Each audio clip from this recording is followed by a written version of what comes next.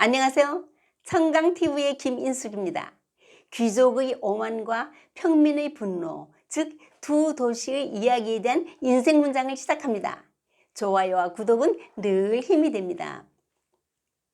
영국의 위대한 설교가인 찰스 스펄전은 하나님이 다른 죄는 손가락으로 다스리지만 교만은 팔을 걷어붙이시고 다스린다라고 했습니다. 그만큼 하나님은 교만을 싫어하십니다. 하나님이 기뻐하시는 겸손은 하나님 기준에 맞춰 나를 볼 때만 가능합니다. 프랑스의 문학가이자 강한 교회 비판과 무신론자인 볼테르가 한 서점에서 돈을 빌렸는데 주인으로부터 심한 독촉을 받고 화가 머리끝까지 난 그는 또다시 재촉을 하게 되면 단단히 혼내주려고 벼르고 있었습니다. 며칠 후 서점 주인이 다시 빚독촉을 하니 볼테르는 그의 뺨에 불꽃이 튀기도록 따귀를 때리고는 이렇게 쏘아붙였습니다. 뭐야? 당신은 황송하게도 세계 최대 위인에게 뺨을 맞았다는 역사에 남을 명예가 생겼으니 또 돈을 달라고는 못하겠지? 볼테르는 비서를 시켜서 서점 주인을 내쫓아 버렸습니다.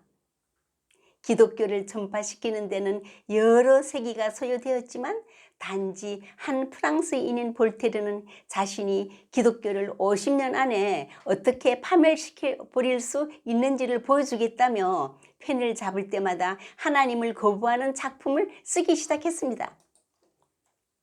그러나 성경은 계속해서 세계에서 가장 많이 읽히는 베스트셀러가 되었으나 볼테르의 저서는 전 6권 한 세트가 90센트에 가끔 팔리고 있을 뿐입니다.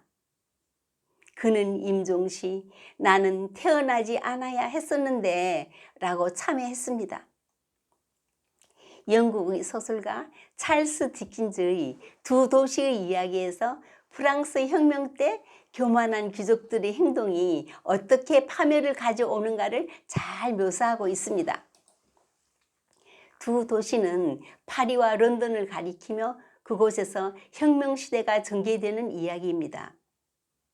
프랑스의 에브레몽드 부작은 성질이 고약한 귀족으로서 교만했습니다. 어느 날 왕궁으로부터 마차를 난폭하게 몰고 자기 저택으로 돌아오고 있었습니다. 귀족들이 마차를 좁은 골목길에서 난폭하게 몰고 다닌다고 평민들 사이에 자주 불평하는 소리가 들렸으나 귀족들은 개의치 않고 여전히 같은 행동을 되풀이했으며 평민들은 위험을 피하기 위해 항상 신경을 곤두세워야만 했죠. 마차가 거리 모퉁이를 쏜살같이 돌 때는 여인들이 즐겁을 하고 소리를 질렀으며 남자들은 어린 아이들이 마차에 다치지 않도록 급히 길가로 밀어붙이곤 했죠. 후작이 탄 마차가 분수대가 있는 거리 모퉁이를 질주하여 도는 순간 한 어린아이가 마차에 치였습니다. 사람들이 비명을 질렀고 말들이 뒷걸음치듯이 멈춰 섰습니다. 무슨 일이야? 하고 후작은 마차 밖을 내다보고 물었습니다. 한 키 큰 남자가 어린아이를 마차의 말굽 밑에서 끄집어내어 분수대 앞에 내려놓고 큰 소리로 울부짖었습니다.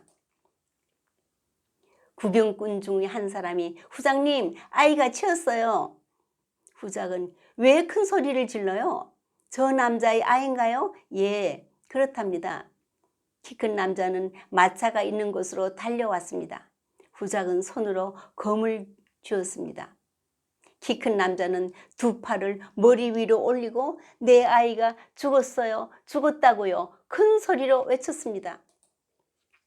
사람들이 후작의 마차 주위에 몰려들었고 후작은 마치 쥐구멍에서 나온 쥐들을 보는 것처럼 기분 나쁜 표정을 짓더니 당신들은 늘 조심하지 않는단 말이야. 아이들을 잘 돌봐야지.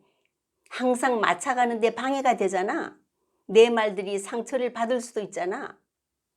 이 돈을 저 사람에게 주어요 하고는 금화 한 개를 던졌습니다. 키 큰 남자는 내 아이가 죽었단 말이요 라고 계속 울부짖었습니다. 군중들이 길을 터주니 그 사이로 다른 한 남자가 나타나서 내가 모두 보았다고요. 가스빠르시 용기를 내세요. 가난한 사람은 사는 것보다 죽는 것이 더 좋잖아요. 아들이 고통 없이 순식간에 죽었잖아요. 라고 위로했습니다. 후작은 여보시오, 당신은 철학자구만. 이름이 무엇이요? 드와르주라고 합니다. 직업은 술장사요. 그 말을 하나 가지게 술장사. 후작은 또 하나의 그 말을 던져주면서 요긴하게 사용하게 내 말들은 다치지 않았겠지?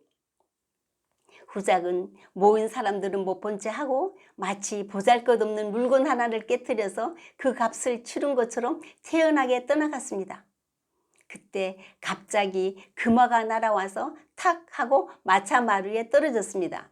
후작은 말들을 세워 누가 던졌느냐?